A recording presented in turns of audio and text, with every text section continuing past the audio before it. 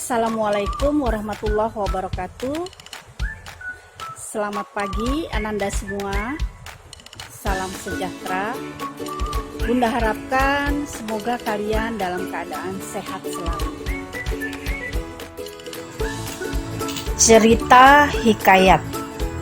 Kompetensi dasar yang akan kita pelajari adalah 3.7, mengidentifikasi nilai-nilai dan isi yang terkandung dalam cerita rakyat atau hikayat, baik lisan maupun tulisan. 4.7, menceritakan kembali isi cerita rakyat atau hikayat yang didengar dan dibaca. Ananda semua, tujuan pembelajaran dari kompetensi dasar yang telah disebutkan tadi adalah peserta didik diharapkan mampu mengidentifikasi nilai-nilai dan isi yang terkandung dalam cerita rakyat atau hikayat maupun secara lisan ataupun tulisan. Peserta didik diharapkan juga mampu menceritakan kembali isi cerita rakyat atau hikayat yang didengar dan dibaca dengan benar.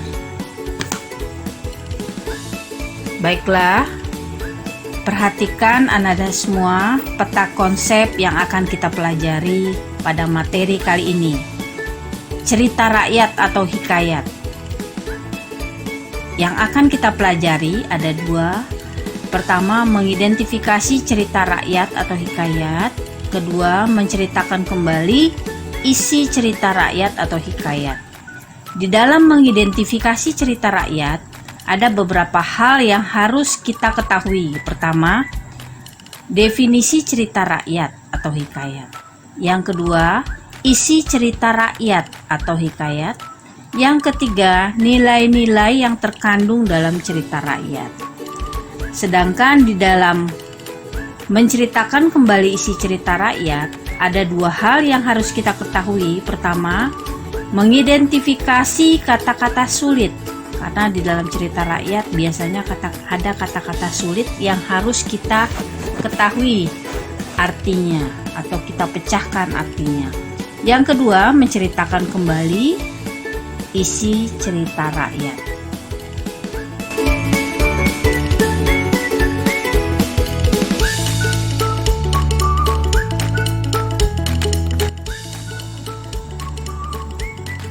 Selanjutnya, definisi cerita rakyat atau hikayat.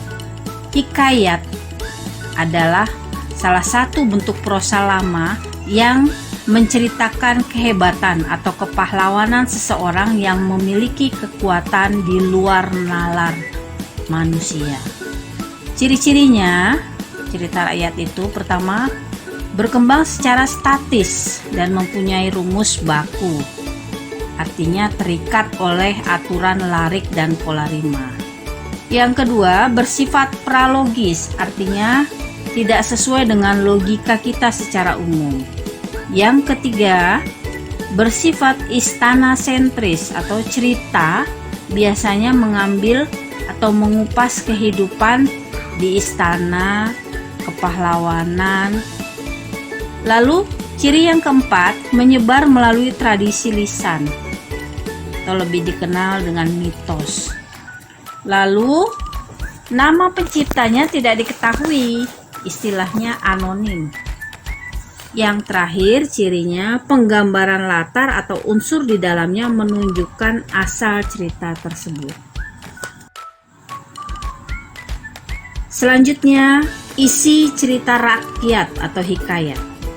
Berdasarkan isinya, cerita rakyat itu dikelompokkan menjadi pertama, cerita rakyat, yang kedua, epos, ini dari India, yang ketiga, dongeng dari Jawa, yang keempat, cerita Islam, biasanya dari negara-negara Islam, lalu cerita berbingkai. Untuk cerita rakyat contohnya, kalau kalian lihat hikayat si miskin dan hikayat Malindewa. Lalu epos itu biasanya contohnya hikayat Sri Rama, ini dari India. Dan yang lain-lain bisa kita lihat sendiri atau kita searching di dalam internet. Nilai-nilai dalam cerita rakyat atau hikayat. Nilainya apa saja sih yang terkandung dalam cerita tersebut? Ada beberapa nilai. Pertama, nilai agama, nilai moral, nilai budaya, ada juga nilai sosial. Nilai agama artinya nilai yang mendasari pada ajaran agama. Biasanya ini berisi dengan tentang ketuhanan. Lalu nilai moral ini berkaitan dengan perilaku atau karakter yang dimiliki oleh seseorang. Lalu nilai budaya biasanya nilai yang berdasarkan adat kebiasaan dari suatu kelompok masyarakat tertentu. Kalau nilai sosial itu berarti nilai yang ada dalam cerminan kehidupan sosial. Selanjutnya, mengidentifikasi kata-kata sulit dalam cerita sejarah. Definisi kata-kata sulit itu artinya kata-kata yang dimaksud dalam cerita hikayat, kata-kata yang asing, jarang kita dengar atau jarang kita pergunakan dalam kehidupan sehari-hari. Lalu, tujuan identifikasi ini, maksudnya identifikasi kata-kata sulit, adalah untuk mempermudah kita dalam memahami cerita hikayat, agar kita lebih lancar dalam menceritakannya kembali. Contoh kata-kata sulit, misalnya wazir itu sama dengan perdana menteri, tamsil itu lambang, titah itu perintah, patik itu artinya saya. Itu contoh beberapa kata sulit. Masih banyak lagi kata sulit lainnya yang akan kita temukan dalam hikayat. Selanjutnya, menceritakan kembali hikayat secara ringkas. Bagaimana langkah-langkahnya? Pertama, kita harus membaca karya tersebut secara keseluruhan. Yang kedua, kita mencatat atau mengartikan kata-kata sulit yang ditemukan agar kita nanti bisa memahami cerita tersebut. Yang ketiga, mencatat pokok-pokok cerita dalam setiap paragraf atau dalam setiap ide pokok.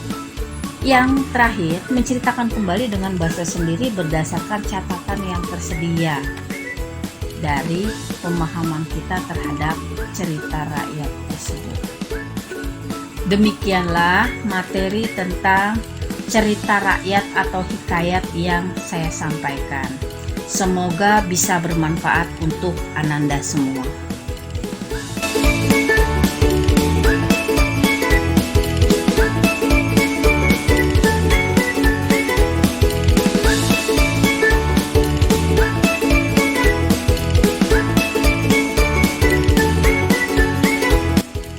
Sekian materi pelajaran kita kali ini. Sampai jumpa di lain kesempatan. Assalamualaikum warahmatullahi wabarakatuh.